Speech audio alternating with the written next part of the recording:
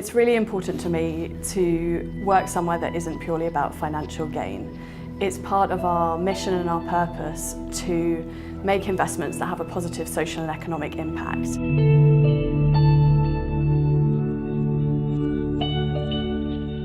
Urban regeneration is about the renewal and repurposing of our towns and city centres across the UK. It's bringing back jobs and industry and creating sustainable communities.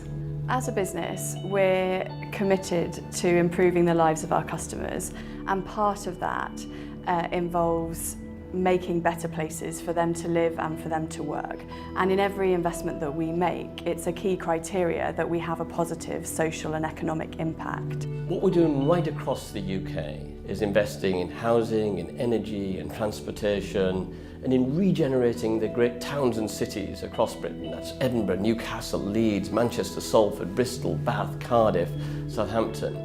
And the communities themselves are becoming tremendously excited about the investment that they're seeing physically happen right in front of their eyes.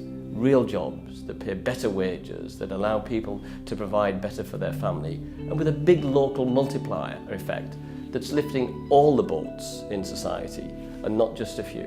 We had an ambition because our managing director within Real Assets understood that he also had a responsibility with £20 billion of infrastructure and property under management to actually ensure that we do the right thing for the environment, but also the right thing for our communities and society. We're firm believers that our targets have to be stretching, otherwise we won't be innovative and we won't help move the sector forward.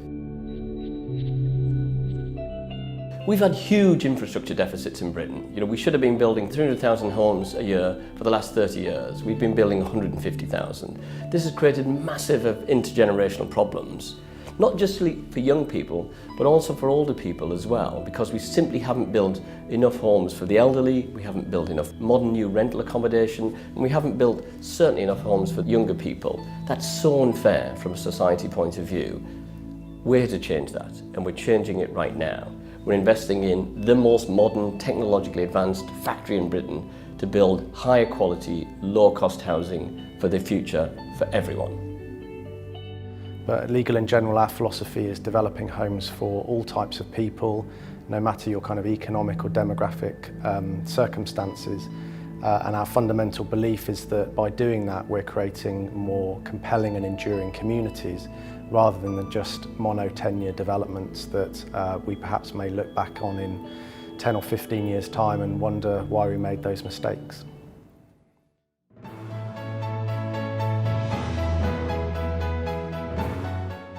Technology is going to have a profound impact on everybody's life.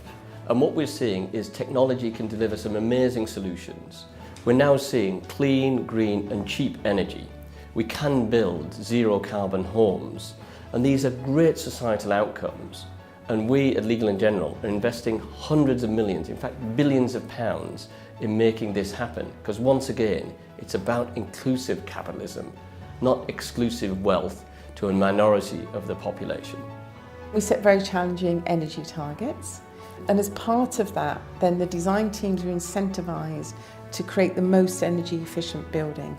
And that depends on the site. It could be a mixture of renewable energy, it could be a mixture of using energy really effectively, so good control systems, good lighting systems and good equipment.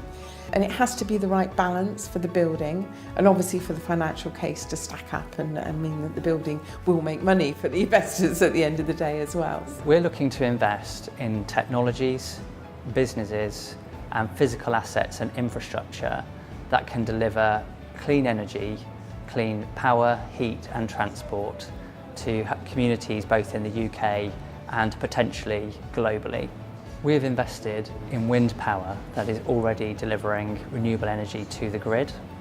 We've invested in a technology business that manages the storage and deployment of that energy for consumers. And we've also invested in a solar technology business looking to enhance the efficiency of solar panels and thereby reduce the cost of solar power We believe that every penny we invest must count in creating a clean energy system that is affordable, accessible and meets the needs of our current generation and for future generations to come. It's important in our view to understand that there are no universal solutions to improving the way that we generate and use energy and moving to a low carbon and a clean energy future.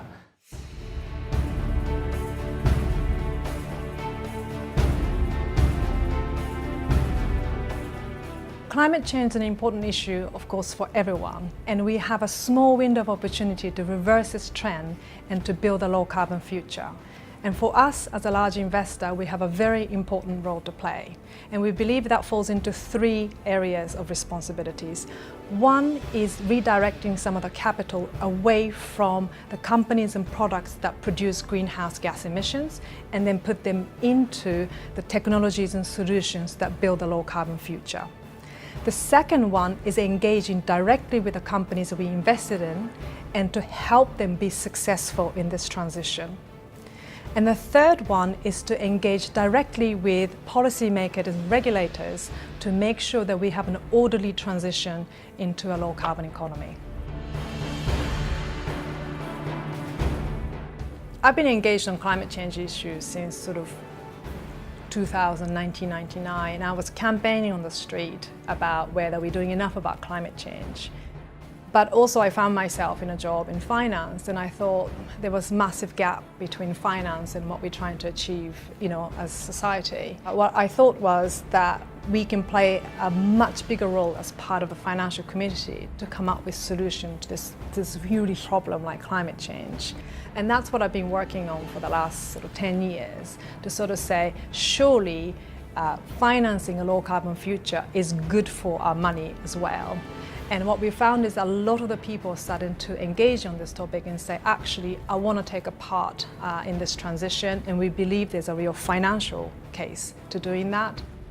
I think slowly people are beginning to realise this is all part of giving a value to society, which is not just a pure economic return anymore. The key issue for me is that we go forward measuring our complete impact on society, and that's both environmental and social impact, to ensure that there are positive achievements and benefits to society in what we do.